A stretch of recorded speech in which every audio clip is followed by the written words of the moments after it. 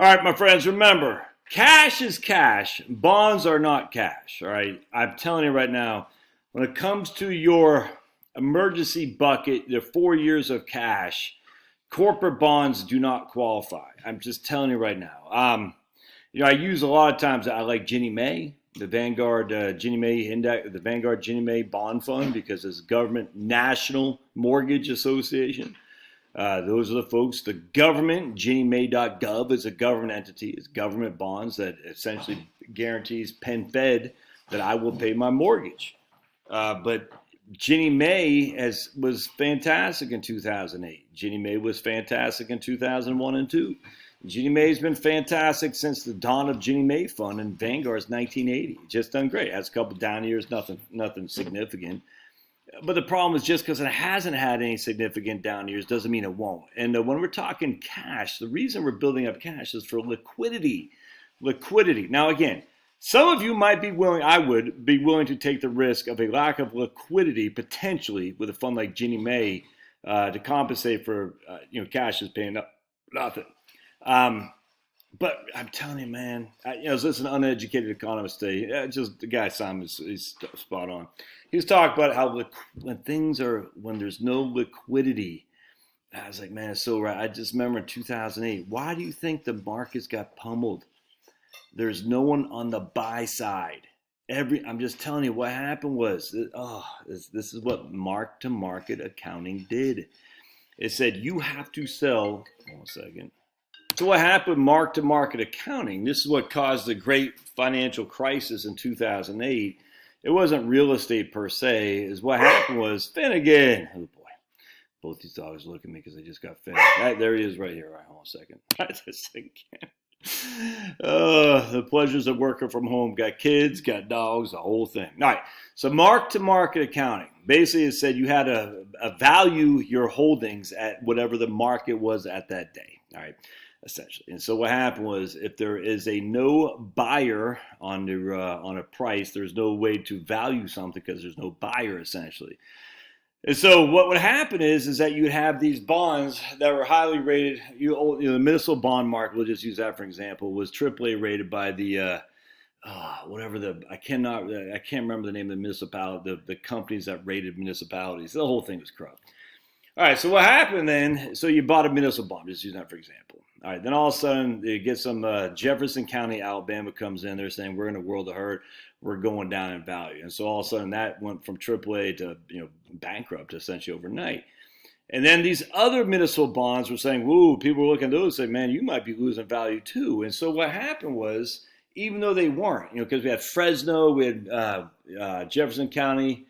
We had I want to say Stockton, California. We had a couple of cities and municipalities where the valuations were, where they were going bankrupt or looking at bankrupt. There's another place in California.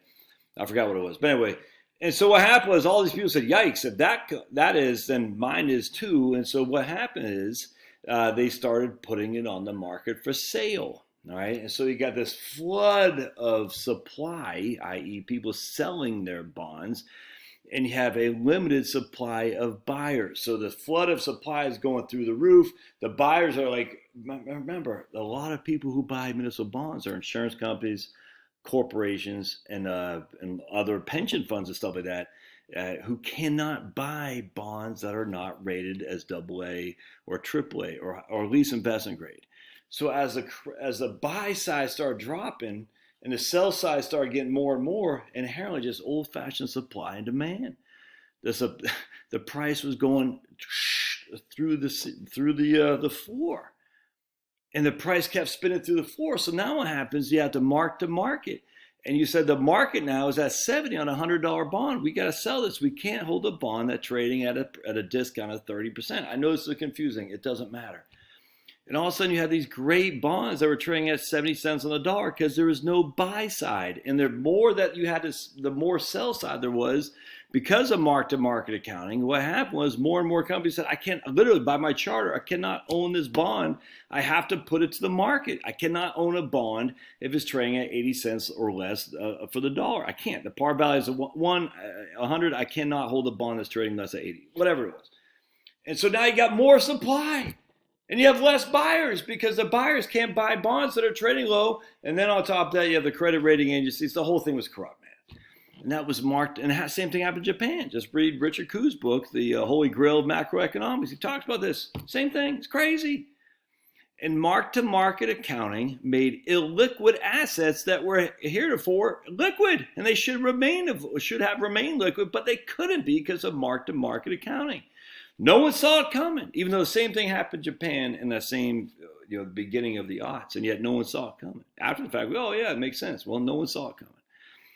So while that didn't affect Ginnie Mae, all right, Ginnie Mae government bonds did just fine. Certificates of deposit just fine. When I talk about certificates of deposit, I'm talking brokered certificates of deposit, where they're trading like a bond, if that makes sense. They have a net asset value, not your local banks or CDs. Anyway, so no, that they're like, hey, we dodged that bullet, great. Ginnie Mae dodged a bullet in 2001 and 2, great. All right, the only time Ginnie Mae lost money essentially 2018, I think it was down 3%, 294, 99 when the Feds were raising, but it was tiny, no big deal. But what could come next? I literally don't know. We don't know what could come next for your liquidity. Never mind corporate bonds. My goodness, I talked about this all the time. Floating rate funds back. I remember the Hartford floating rate fund. We've had 15 years. I remember the wholesaler in my office buying me lunch. Nice guy. He said, we have 15 years. Hang on a sec. We had 15 years experience, this guy would say. Never had a down year with floating rate funds. We never had a down year until we had a down year. And it was down 40 to 45%, those floating rate bonds. That's what I'm saying. Liquidity is only available if you can turn around and liquidate your asset, thus liquid. Your liquidity means the ability to liquidate. If there's no one on the buy side, because remember, there's always two sides of a trade, a sell and a buy. Floating rate funds were short-term and somewhat bad floor plans for car dealerships and whatnot. Low credit quality, but short-term debt, 6 months or so. So it turned over fast. Even that had no liquidity. Don't use freaking corporate bonds in particular. Do not use corporate bonds as a cash component because this doesn't work like that when things go south. I cannot stress this enough. I know cash is boring. Cash doesn't make, I get all that. Cash is liquid, man.